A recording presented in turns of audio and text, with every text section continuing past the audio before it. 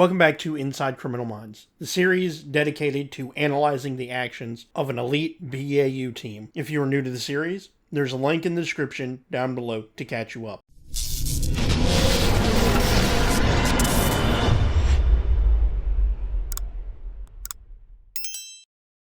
This episode begins with a woman stepping out to smoke and get the mail, and as soon as she lights the cigarette, she immediately puts the cigarette out. Seriously? I mean, if she is hiding it from her husband, she wouldn't smoke this close to the front door. But anyway, in the mail is a video sent by her and her husband's daughter, and knowing this show, it is the most wholesome it's a video of someone taking advantage of her, which is so traumatizing that the husband has a heart attack and dies. Then the roundtable of profilers dissect the video, Hodge bringing up the fact that the sound from the video is all on one single track, making it extremely difficult to isolate the human voices with the music playing. They also discuss other victims and the fact that this is the second DVD sent out to the family, meaning this part of the signature is relatively new. And the local police department thought they could get a handle on this, but ultimately had to call in the BAU. Also,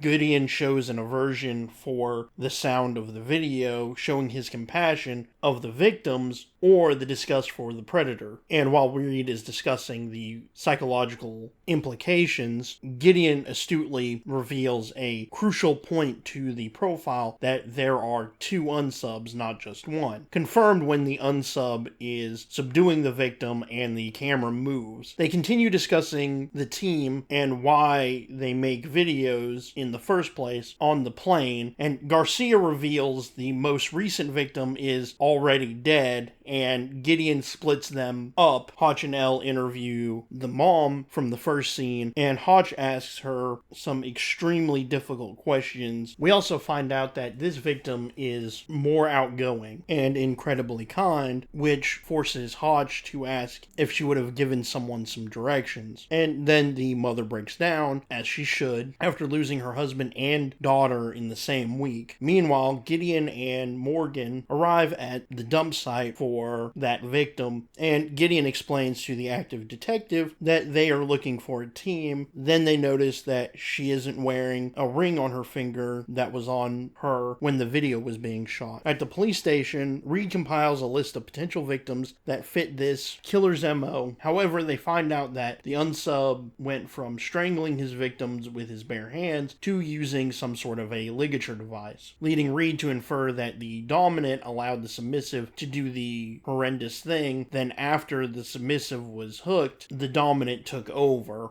When JJ notices the videos were only addressed to the mother, alluding to the unsubs not wanting forgiveness. Then we see a woman jogging, and she stops to help a guy in the van when she gets kidnapped by the other unsub in the back. They then find out that the unsubs are masters of hiding cars. Then the team informs the rest of the police department the profile of the killers when JJ shows the team a news bulletin of a woman pleading for her daughter, angering Gideon. This is when they discover the unsubs are getting their victims from further away. This is why the team wasn't notified of the disappearance. Then Morgan calls Garcia to encourage her, and also discovers that the victims' cars ended up in another state, and they find their first suspect, Joey Davin. Meanwhile, Hotch and Elle speak to the mother of the latest victim, and she wants to see the tape, but is strongly convinced otherwise.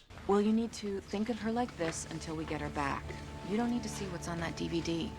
Then the mom blames herself for not running with her daughter, and Elle does an amazing job of comforting her. Then one of the suspects sees the news and knows he's going away for the murders, and aggressively stands up to Morgan, Gideon, and even the active detective when he pulls a gun on them, forcing the cops to murder their only suspect. Afterwards, Gideon and Morgan interview the father to hopefully get some info on Joey. This is when they learn he is working with ex-cons at a garage, and Gideon calls Garcia.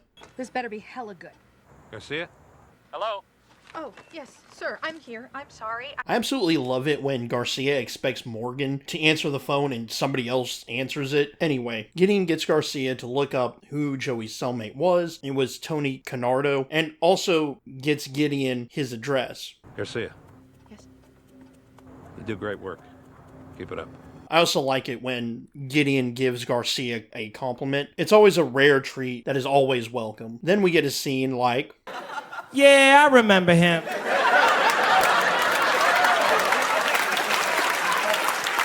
Used to work here Tuesdays, right? It's like, dude, people have died.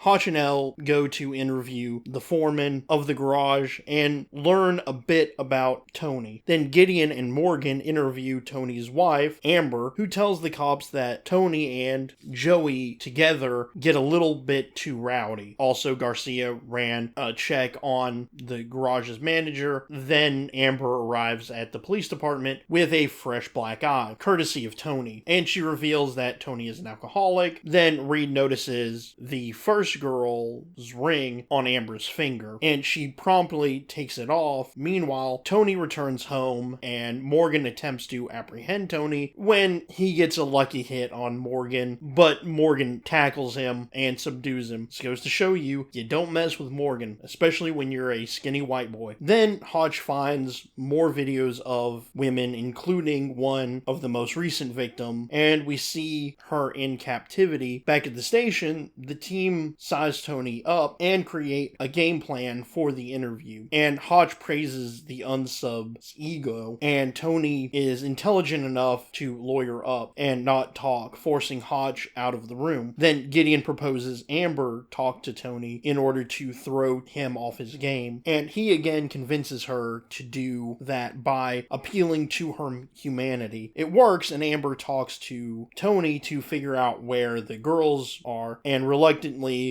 he gives up the information that he stashed her in a storage unit. Gideon then separates her from Tony, and the team surmise that Joe's dad was the mastermind behind it until his MS struck and he couldn't participate anymore. Then the team leave to rescue her, and JJ and Elle talk about Tony and how he doesn't fit as a dominant personality. Then they reach the storage unit to find nothing. No trace of the girl had even been there when Gideon reviews Amber's tape and analyzes the fact that she is in fact the dominant player, confirmed by Garcia isolating the vocals from the DVD and realizing it's Amber's voice giving the commands. Then Gideon gives the best scene in the episode. Where is she? Where's the girl? Where is she? I didn't watch her. Then they get Hotch and Morgan up to speed, and Gideon then has to change tactics with Tony and admits they know Amber is the partner, and Garcia informs Reed and Elle on Amber and realize Amber was abused as a child. Meanwhile, Gideon is angering Tony on purpose to get a rise from him and finally relents on where to find her. Then the team rescues her, but not before... Leave me. She'll never be the same. Showing just how sadistic Amber is, but also twisting the knife to the victim. They did save the most recent victim, but as Amber said, she will never be the same. On the plane, they discuss the case a little bit. We also see Hotch and her kind of reflect on this case. Nothing's really said, but you can see in his acting, he's wondering if they did the right thing in saving her. This episode is a difficult one to watch. The films the unsub make are sickening to the core, but it shows a slight chink in the armor for Gideon at the beginning of this episode that could be foreshadowing a moment in a future episode. Also, the twist that it was actually Amber being dominant was extremely interesting, to the point when I first saw this episode, I didn't see that coming, but it was a welcome surprise. Then the fact that Garcia had to endure the videos for so long really is accentuated in the final scene where she finally can shut the video